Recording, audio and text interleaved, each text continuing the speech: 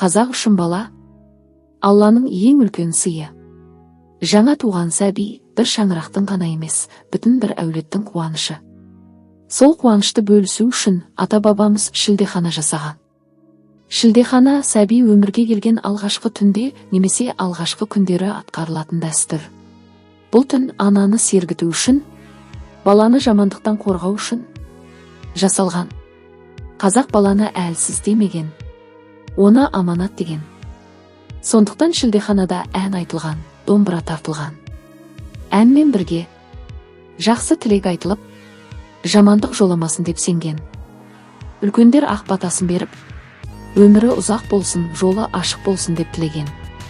Шілдехана бұл жай ғана қуаныш емес. Бұл баланың өмірге ақ ниетпен қадам басуы. Қазақ халқы 40 санын жай сан деп қарамаған.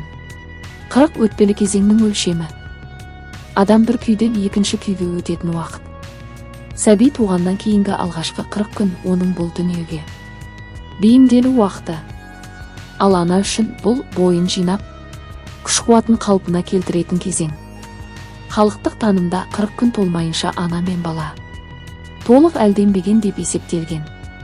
Сондықтан бұл уақытқа дейін оларды сырт көзден сақтаған.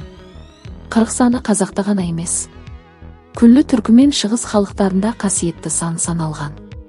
40 күн тазалану мен жаңарудың белгісі. 40-ынан шығару осы өтпелі кезеңнің аяқталғанын білдіреді. Бұл баланың өмірге нық қадам басуы, ананың жаңа өмірге қайта оралуы. Қазақ халқы баланың алғашқы 40 күнін ерекше қастерлеген. 40 күн ананың да, баланың да әлденетін кезеңі. Осы уақыт өткен соң, сәби 40-нан шығарылады.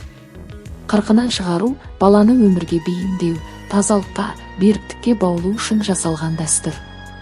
Суға 40 қасық су құйылып, әр қасықпен бірге жақсы тілек айтылады.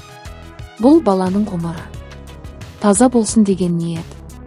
Сәбидің шашы мен тырнағы алынып, өмірі ұзақ, жолы жарық болсын деп тілеген. Қазақ баланы тек өсірмеген, тәрбиелеген, дәстүр арқылы мінезін қалыптастырған. 40-нан шығару өткеннің қалдығы емес. Бұл ұлттың болашаққа қалдырған аманаты.